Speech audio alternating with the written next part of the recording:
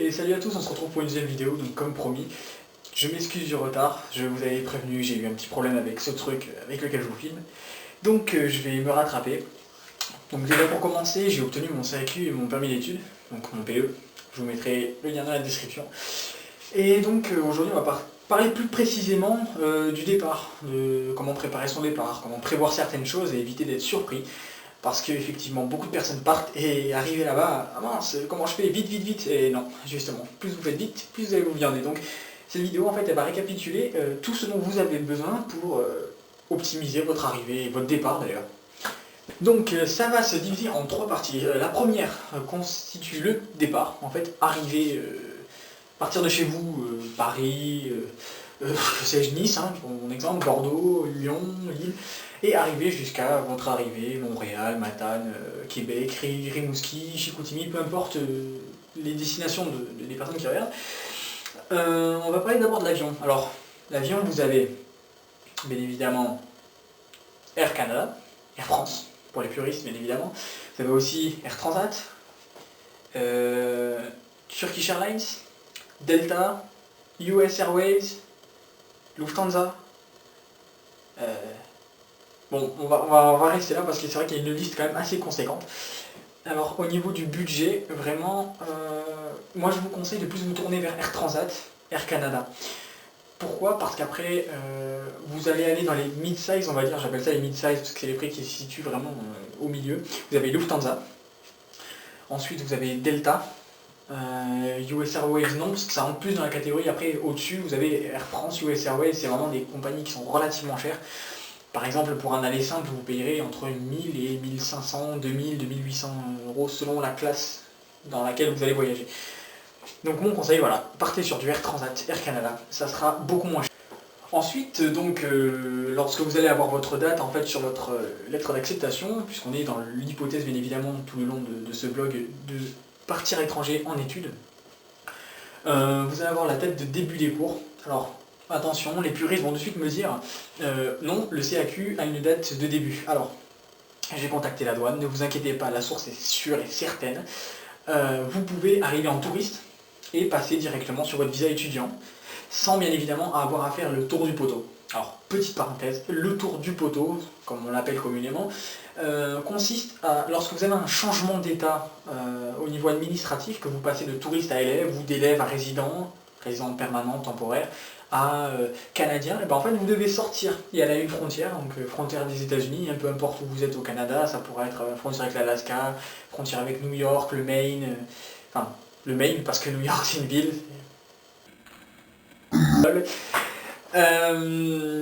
Donc c'est vraiment pour changer votre statut, puisque lorsque vous rentrez dans le Canada, vous devez prouver, vous montrez en fait vos papiers. Si vous n'avez rien, vous êtes un touriste. Si vous avez votre permis d'études et CAQ, vous êtes étudiant, et ainsi de suite. Mais ça ne s'applique pas pour un étudiant qui arrive en touriste. Voilà. Pour faire ça. Alors voilà, maintenant vous êtes confronté à votre choix de billets d'avion. Air Transat, c'est ce que je vous conseille, c'est le moins cher. Vous pouvez choisir classe Eco, voire même Eco Plus. Un aller simple suffit, puisqu'on ne peut pas prendre un ticket 2 ans à l'avance, ce qui est impossible. Voilà. Donc vous allez choisir votre ticket d'avion. Prenez bien garde aux limitations, puisque vous avez des limitations pour les bagages en soute chez Air Transat qui sont de 158 cm maximum en additionnant longueur, largeur, profondeur. Et vous avez une limitation de 23 par 41 par 51 pour la bagage en cabine directement. Bien évidemment, les denrées périssables, pas dans la soute. Vous devez avoir tous vos appareils électroniques, bijoux et fonds avec vous en cabine. Pensez-y, c'est peut-être bête dit comme ça, mais ça vous évitera bien des ennuis. Pour mieux, pour rester poli. Et donc voilà, maintenant on va passer de l'étape aéroport, maison, ou pas, puisque on en parle plus tard, vous avez un logement temporaire ou permanent, bref. Donc vous avez plusieurs moyens, le premier étant le taxi. Restez discipliné, vous prenez le taxi de l'aéroport de Montréal-Trudeau jusqu'à downtown, c'est-à-dire le centre-ville. Vous en aurez approximativement en comptant taxes pour boire, parce que oui, 15% de pourboire, c'est l'éthique, c'est comme ça. Vous devez payer 40 $. Ensuite le covoiturage qui va pas vous coûter grand chose finalement si vous prenez ça à l'avance, si vous prévoyez justement. Le but de la vidéo c'est pour vous de prévoir. vous pourrez payer par exemple pour moi Matane, je vais faire 600 km pour 6h30 de trajet, donc je paye entre 20 et 45 dollars, voire 50 dollars si j'y vais au dernier moment, pour faire le trajet. Ce qui est vraiment rien du tout, rien du tout. C'est ce qu'ils appellent le lift. Voilà. Ensuite, vous avez le bus. Encore une fois, je vous donne mon exemple parce que je ne me suis pas renseigné pour Montréal, etc. C'est pour vous donner une idée. Je paye avec un tarif étudiant, donc avec preuve, lettres, tout ce que vous voulez. Je paye 109 dollars de Montréal jusqu'à Matane. Voilà. Ensuite, donc, vous avez deux autres moyens alternatifs. Tout dépend vraiment de où vous êtes au Canada. Vous avez le bateau, ainsi que le train. C'est pas aussi rapide que la SNCF, vous verrez bien, c'est beaucoup moins rapide. Mais en tout cas, il y a le train aussi. Ensuite, on va parler du logement. Donc vous allez avoir deux moyens. Je dis bien deux moyens. Alors, vous avez le premier, logement temporaire. Donc, pour donner des exemples, Airbnb. Vous avez également ici. Enfin bref, voilà. Vous avez, pour les logements temporaires, il faut penser quand même que ça coûte plus cher. Vous avez aussi les hôtels. Là, je vous laisse vous renseigner, ça dépend vraiment de votre ville. Mais je vous conseille aussi les auberges de jeunesse, bien que moins dans la sphère privée et plus dans l'amusement, on va dire, et encore, ça vous permettra de payer quand même beaucoup moins cher. Vraiment. Je vous conseille maintenant ma solution à moi, donc prévoir un logement à distance. Il y a beaucoup de raisons à ça, et il y a aussi beaucoup d'avantages. Des inconvénients certes, mais beaucoup d'avantages. Donc prendre un logement à distance, il y a une technique à avoir, bien évidemment, mais il y a aussi des astuces et des choses à éviter. Ouais. Alors tout d'abord, vous devez penser à aller voir Kijiji, là-haut. Vous allez penser à voir les packs. Et ensuite, vous allez voir votre service d'accueil des nouveaux arrivants. Et là, je ne mettrai pas de lien, bien évidemment, puisque ça dépend de chacune des liens. Alors, sachez que ces personnes-là, donc dans les services d'arrivée des nouveaux arrivants, on va vous donner une liste selon les villes de logement qui sont habituellement destinées aux étudiants. On va vous donner également des agences immobilières et des petits sites avec, en fait, vous avez les journaux comme en France, vous savez, avec les petites annonces. Et vous allez avoir là-dedans toute la liste des propriétaires qui louent justement leur appartement. Maintenant, petite astuce.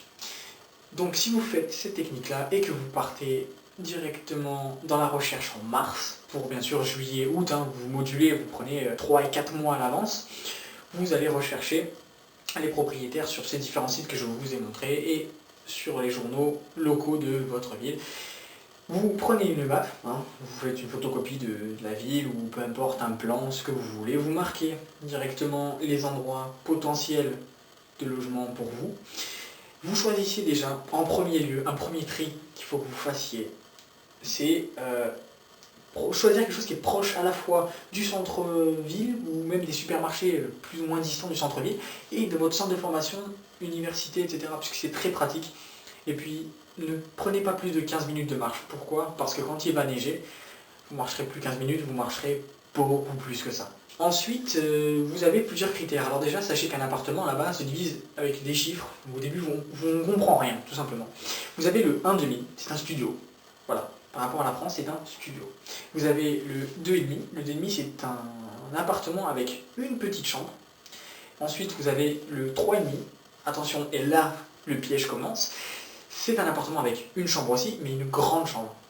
Donc faites bien attention à ça quand vous lisez vos annonces. Vous allez ensuite avoir éclairé, chauffé, meublé, non chauffé, non éclairé, peu importe. Faites vraiment bien attention à ça parce que si c'est éclairé et chauffé, vous n'aurez pas à vous préoccuper de la facture. Ça sera au propriétaire de régler ça. Voilà. Ensuite, vous avez semi-meublé, meublé. Alors attention, là c'est une chose que certaines personnes ont du mal à comprendre, donc je vais bien m'attarder dessus. Vous avez semi-meublé, ça veut dire que vous avez votre gazinière, donc chauffé, et vous avez votre frigo. Donc c'est pas grand chose, c'est vraiment rien du tout, donc faites bien attention. Ça veut dire que il va falloir prévoir l'ameublement qui va avec. Je l'expliquerai tout à l'heure, il n'y a pas de souci, mais faites bien attention. Vous avez ensuite quelque chose de meublé, avec gazinière, frigo, mais aussi des tables, des chaises, un lit, etc. Plus ou moins fournis selon le propriétaire. Donc une fois que vous avez trouvé justement les critères qui vous correspondent, il vous restera une petite liste de propriétaires. Et c'est là que tout va se jouer, puisque si je vous demande de vous y prendre entre 3 et 4 mois, je vous le demande même pas, je vous le conseille en fait. vous allez être dominant sur le marché de l'offre et la demande. Parce qu'évidemment, en mars, avril, après mai ça reste un peu compliqué, mais mars, avril, pour juillet, août, les bails sont toujours en cours. Il y a bien évidemment moins de demandes, moins d'offres, mais comme il n'y a pratiquement pas de demande, les offres vont être vachement plus allégées, c'est-à-dire que vous allez pouvoir faire jouer la concurrence. Et ça, c'est quelque chose de très important en Amérique du Nord, c'est la concurrence. Donc vous prenez ces différents propriétaires que vous avez choisis et vous allez les faire jouer de la concurrence. Si les trois sont à 500 $, bon bah messieurs, lesquels fait moins cher. Voilà, grossièrement c'est ça. Mais vous pouvez jouer sur plusieurs facteurs. Vous pouvez prendre une certaine somme d'argent, la bloquer en banque et attendre de prouver ça directement à votre propriétaire, futur propriétaire. J'ai bloqué mon argent, au moins vous êtes sûr que pendant 1 an, 2 ans, 3 ans, le temps que vous lui estimez bon, j'ai bloqué tout cet argent, vous êtes sûr d'être payé pour cette durée-là. Vous arrangez avec le banquier, c'est pas très compliqué et ça peut vous faire baisser le prix. Vous pouvez également miser sur le fait que, dans mon exemple, je vais faire un DEP de 2 ans. Je vais voir le propriétaire, je vais lui dire, voilà, maintenant je suis potentiellement preneur pour 2 ans, donc mettez-vous à la place du propriétaire. Ça veut dire que ça lui fait un logement, son logement à louer pendant 2 ans. Il a une garantie de loyer pendant 2 ans. Et donc voilà, maintenant vous avez trouvé votre logement. Ça c'est très bien, une bonne chose de faite. Pensez cependant, donc si vous choisissez un semi-meublé, à l'ameublement, donc il y a vraiment beaucoup de magasins, vous pourrez aller sur place et faire livrer chez vous, selon si vous avez une voiture ou pas. Si vous êtes un imbécile comme moi qui est dans une grande ville, à l'échelle canadienne, mais qui n'a pas de voiture, voilà, il faut penser à la livraison, etc. Bon. Ensuite, vous allez devoir penser à autre chose, à vos forfaits, c'est-à-dire téléphone, donc résidentiel, ils appellent le résidentiel ce que nous on appelle le fixe, la ligne fixe, le cell phone, donc c'est en anglais, ça veut dire le téléphone portable, et la télé, ainsi qu'Internet, oui, parce que si vous n'avez pas Internet, en général c'est assez pénalisant, mais alors là par exemple, il y a beaucoup de concurrence à faire. J'ai prévu déjà, alors à tous mes followers qui sont sur le forum immigré.com qui attendaient que ça, je vais vous donner une liste de comparatifs. Alors ces comparatifs, ils servent à comparer les offres entre Internet et mobile, offre mobile. Donc vous allez avoir tous les fournisseurs, pour Internet le débit, la quantité limitée, puisque c'est pas comme en France, vous avez une quantité de données, donc la data, les données que vous pouvez télécharger, download, upload quoi, et vous allez comparer donc tout ça. Donc ici je vous donne pour ce qui est du cell phone, donc le téléphone portable, et de ce côté-ci, je vous donne tout ce qui est pour Internet. Donc sachez que les grands piliers, on va dire, du téléphone et d'Internet, vous avez Bell, le plus grand, là, je pense que lui, il est vraiment conséquent, Vidéotron. Donc voilà, vous allez prendre ces comparatifs, histoire de vous donner déjà une idée de ce que vous demandez, ce que vous attendez. Et vous allez prendre, par exemple, je sais qu'il y a Texavi qui fait une offre internet qui est vraiment alléchante, c'est-à-dire en 75 Go, 300 Go ou illimité. Même illimité, vous revient à 35 $. Vous prenez à côté un texté pareil de un fournisseur quelconque qui vous reviendra beaucoup moins cher.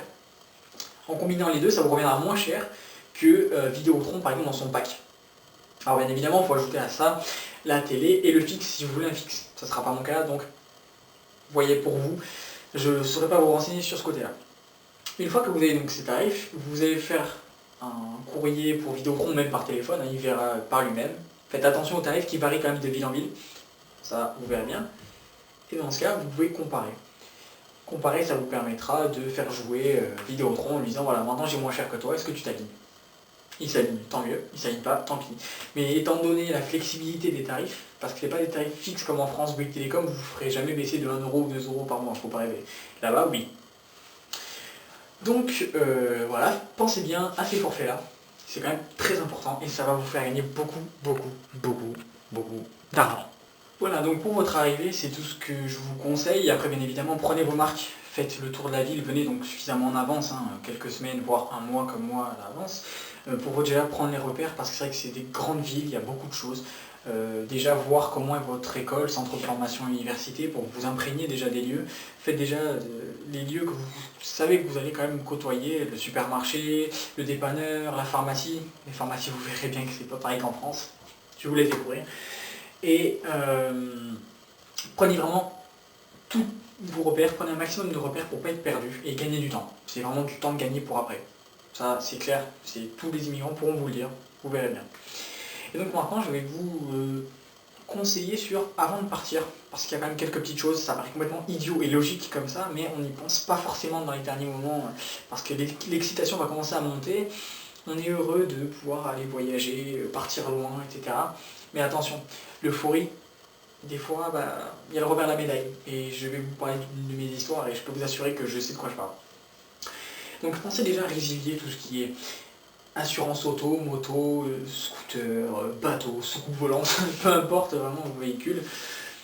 Vous avez un délai dans lequel vous devez résilier, c'est-à-dire que c'est le préavis, ce qu'on appelle un préavis, donc vous avez 2 mois en général, ça dépend.